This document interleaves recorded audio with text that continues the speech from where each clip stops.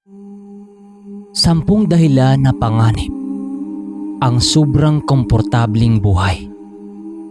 Ang pinakauna dito, na tila nakalimutan mo na ang Diyos. Darating ito kapag ika'y busog. Madali nating maisip na hindi na natin kailangan ang may kapal. Pangalawa, ang pagtitiwala sa sarili nating kakayahan.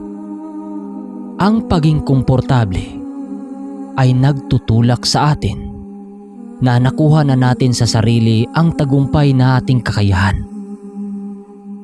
Nakakalimutan na natin ang Diyos na nagbibigay ng tagumpay sa atin. Ang pangatlo, nawawala na ang ating pagiging alerto. Sinasabi ng Biblia na ang ating pagiging komportable madalas mahalintulad sa tulog ng tao. Na kapag komportable ka, hindi mo alam na dumarating na pala ang tukso sa'yo. Sabi sa Peter 5:8, dapat tayo ay laging nagbabantay dahil ang kaaway ay palaging naghahanap ng malalamon. Pang-apat, ang paghina ng pananampalataya. Gaya ng muscle, ang pananampalataya ay kailangang mag-exercise sa gitna ng pagsubok.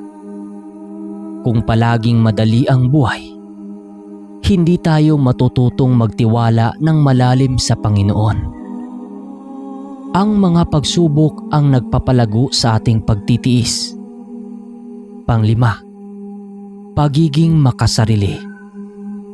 Ang pagiging masyadong paging komportable, madalas ang iniisip na lang natin ay ang sariling sarap at luho. Nakakalimutan na nating tumingin sa pangangailangan ng iba, nalabag sa utos na mahalin ang kapwa gaya ng ating sarili. Pang-anim, panganib na yaman sa lupa. Madaling mahulog ang sarili natin sa mga bagay kapag nakapaligid ito sa atin. Sinasabi ni Jesus, mahirap sa isang tao ang masyadong kampante o mayaman na makapasok sa kaharian ng Diyos dahil ang puso nila ay nakatali sa mundong ito. Pang-pito, ang pagiging maligamgam. Sabi sa Revelation 3 verse 16 hanggang 17, pinagalitan ng Diyos ang nagsasabing, mayaman na ako, wala na akong kailangan pa. Ang pagiging komportable ay nagre-resulta ng pagiging maligamgam. Hindi siya mainit sa pananampalataya at hindi rin siya malamig. Pero ang mga bagay na ito ay hindi pa rin kalugod-lugod sa Diyos. Pagkawala ng urgency sa paglilingkod. Kapag masaya na tayo sa buhay natin ngayon, nawawala na ang pananabik natin pagdating sa Panginoon. At sa pagbabahagi ng kanyang mga salita, akala natin minsan may mahaba pa tayong panahon. Kaya nagiging kampante pa rin tayo. At ang pangsyam, ang pagsandal sa sariling kaligayahan. Ang mundong ito ay lilipas din.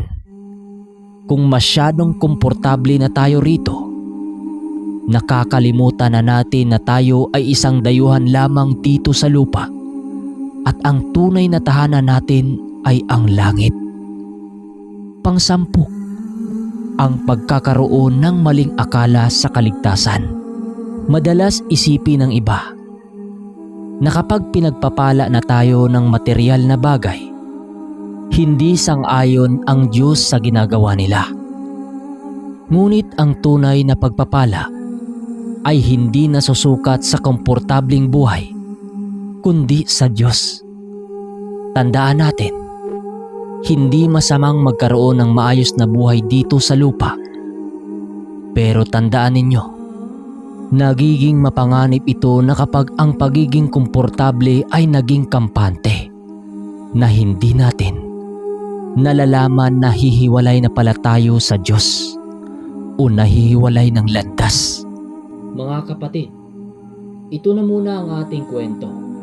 Sa susunod, may isusunod tayo na content o video na makapag-aliw sa ating lahat. Maraming salamat, alias ang Ermitanyo.